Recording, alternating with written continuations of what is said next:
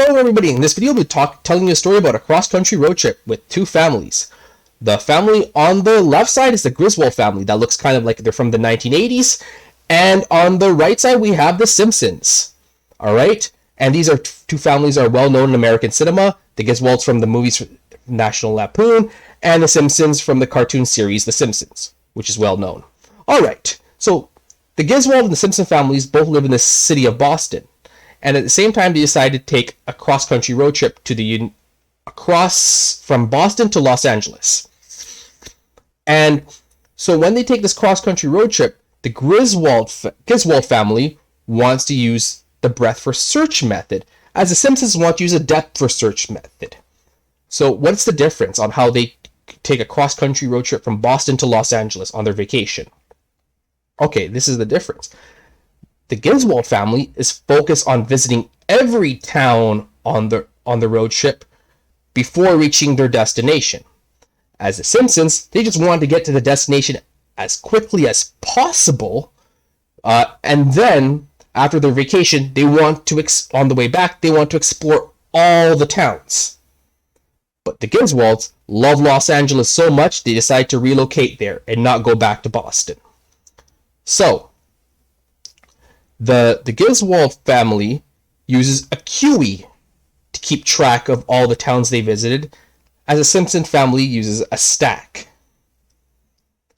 So, alright, in case you're not familiar with American geography, this is their trip from Boston to Los Angeles. This is the map. This is the route they're going to take. I got this from Google Maps. Now I'm going to show you how each family gets to their destination. Alright, so let's start with the Griswold family. The Griswold family uses Breadthe First Search. So we start off in Boston, right over here. And we want to visit all the towns connected to Boston. And you could say the edges are interstates. So 1, 2, and 3. All right. So from Boston, we go to, and let's have a print here. 1, 1, and then we have 2, print 2. All right, and we go 1, 2. And then what towns are connected to 1 that we can visit, that we haven't visited yet? We're in Detroit. Our only option now is to go visit 3. So we visited all 1's towns. All right. Now we go over here. We go to 2. Let's visit all the towns that are connected to 2. Okay, we have Chicago. We already visited that. Oh, forgot to put Chicago here. 3 and 3. Okay, so what towns are connected to? So we have towns we haven't visited. So we have 4. Las Vegas. All right. So we go to Las Vegas.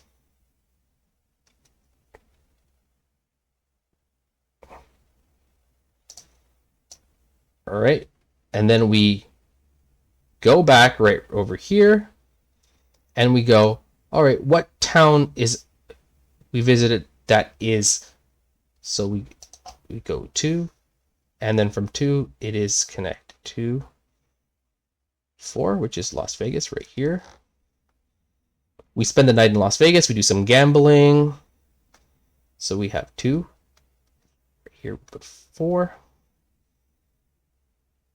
And then in Las Vegas, we want to visit all the towns that are connected to Chicago, which we haven't visited. Salt Lake. What's connected to Chicago? Salt Lake, we haven't visited. We also have Detroit and Boston, but we already visited. We're not going to go back there. So we just go to Salt Lake. So we go here.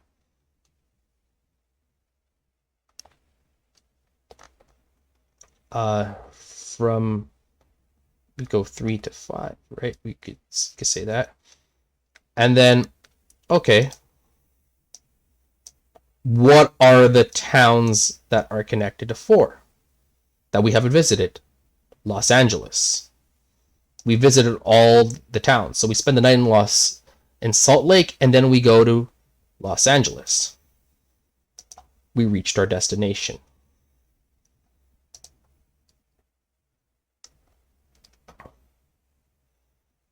Say 6, right?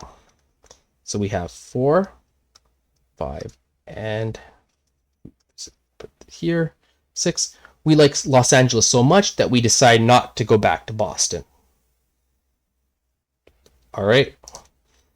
Now now I'm going to show you how the Simpsons approach the road trip using Breadthe First Search. So I already have the Simpsons car here. All right. So we start off in Boston. As you can see right over here. So we add Boston into the stack. Do the print here. Put Boston in the visited array. All right. From Boston, we go to Detroit. We spend the night in Detroit. We're trying to get to our destination as fast as possible. Then from Detroit, let's put Detroit into the stack, which is 2.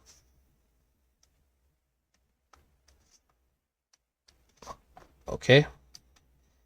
Now from Detroit, we go to Las Vegas.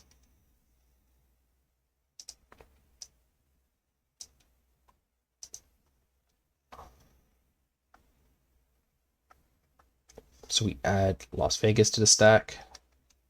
And then from Las Vegas, we could just go to Los Angeles. We now reached our vacation destination.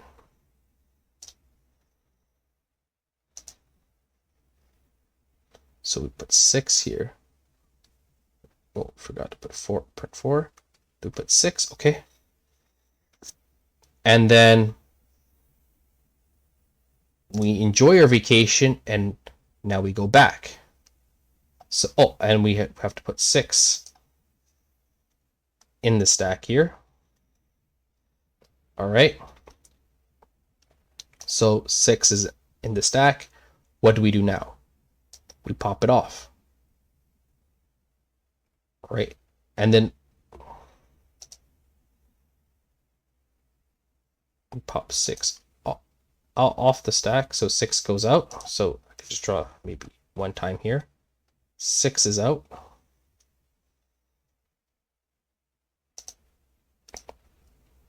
And then we explore.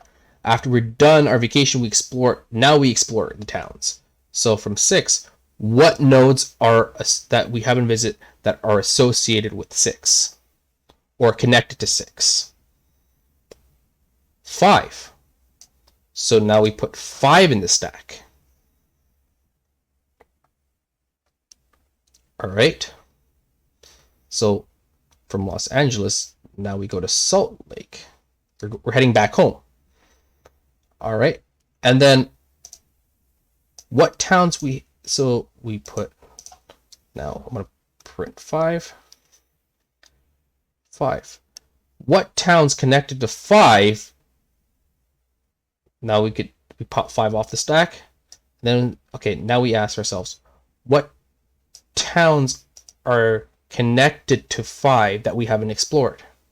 3. So now we put 3 in the stack.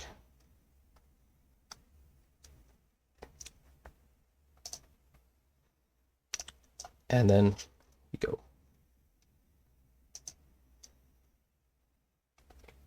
3 here and 3 3 here.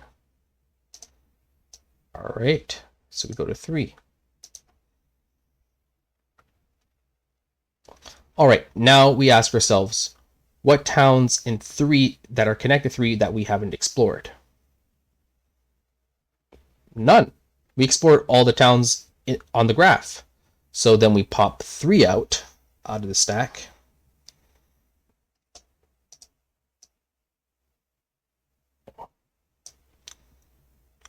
And then we pop 4 out.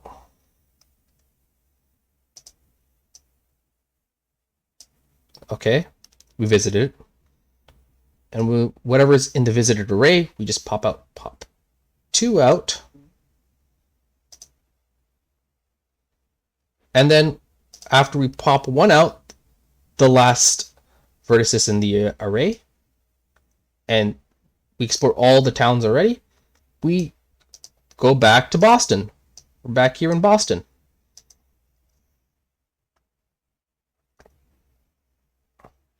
And this is the difference on how the Simpsons approach their vacation and the Griswolds approach vacations. Again, so remember, think of the Griswolds as BFS and think of the Simpsons as DFS. I want to thank you guys for watching this video, and I hope this story makes it clear on how BFS and DFS works. And just note that this graph could have been traversed in different ways. There could have been many outputs on this graph. So just want to put that out there. Again, thank you for watching this video.